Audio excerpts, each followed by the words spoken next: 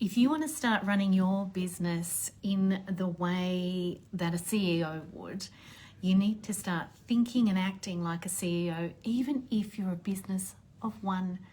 Because CEOdom isn't about seniority over other people. It's about a way of thinking, and it's about a way of structuring your business and organizing yourself so that your business has legs. So what I want you to start thinking about, and some of you have seen me speak about this at the Elevate conference earlier this year, virtual conference run by Gerda Muller, my good buddy. I talked about CEO mindset, and I will probably talk more about that over coming days. But just for today, I want to give you a little quick snippet of what I'd like you to start thinking about. And this is how you structure your time. Now, yesterday, I talked about how your organizational structure informs your fee structure. And in that conversation, so if you've missed that, go and have a look either on my YouTube channel or my Instagram TV or on my page on Facebook. Go find that video and watch it, because it is really important for you to understand how your organizational structure should be tiered so that it informs in a logical way how your fees are structured, both for you in your business but also for other team members if you've got team members.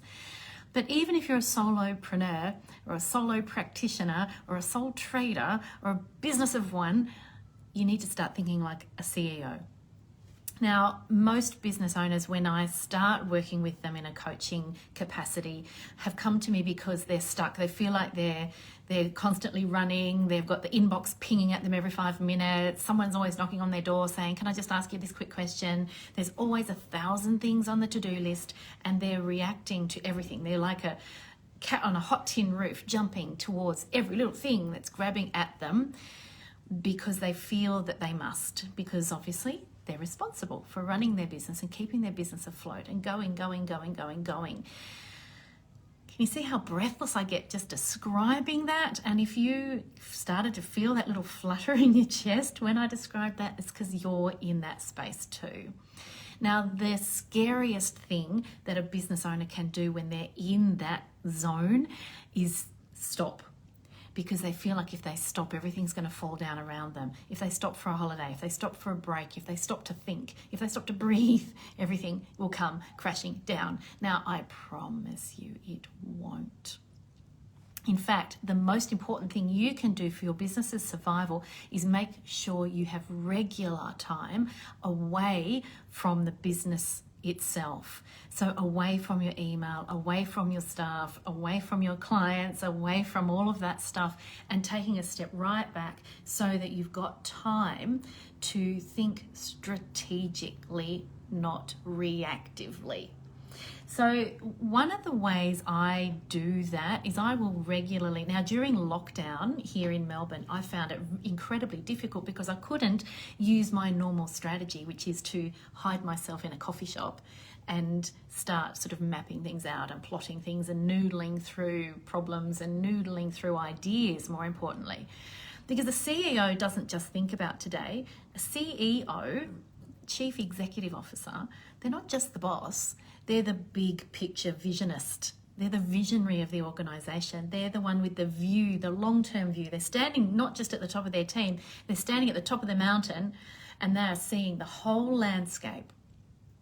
Now, a COO, Chief Operating Officer, is the one who is responsible for the daily doings, and sometimes, especially if you're a sole trader, you might need to be a COO and a CEO. But you need to know which hat you're wearing on any given day, and you need to know how to switch hats and when. So really quickly, I'm keeping my eye on the time. I've got to go and collect my kids from school, talking about juggling all of the things. Take time out.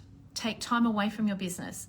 Turn off your phone, turn off your email, close your books for a day, and get planning. Now, you might do that in a formally structured process. Miles, stop it. Through a planning day. So I run working retreats throughout the year. I've got one coming up, a virtual working retreat coming up in February. If you're interested, let me know.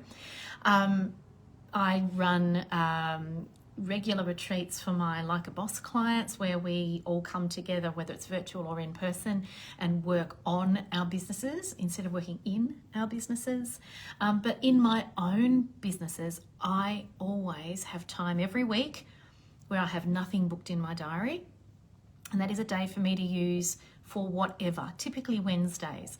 Some weeks I might go and have a massage, go for a walk, have lunch with a friend.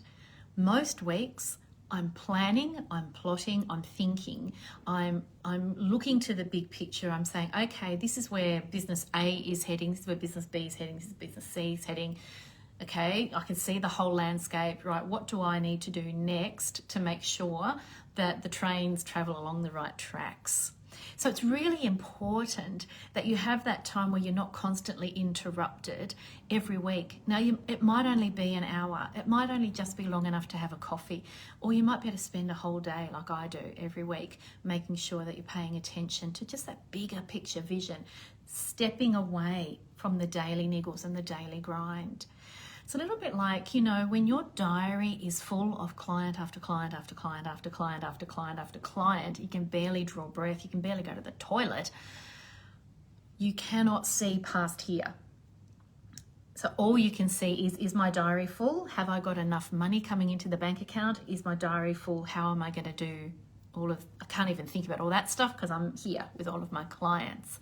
Now, if you're not charging enough, this is where it feeds back into what I was talking about yesterday, about your organizational fee informing your organizational structure, informing your fees.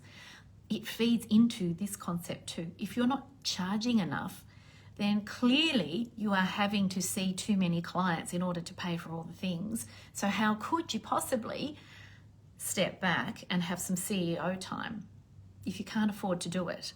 So if you can't afford that, then that's a signal straight away that you need to put your fee up or restructure how things are being done so that you can afford that time to think. Because if you don't, you'll burn out. You'll be reactive forever. So your burnout risk isn't just from the work that you're doing with your clients. It's burnout through management fatigue as well, because you're constantly jumping like a cat on a hot tin roof, like I said before.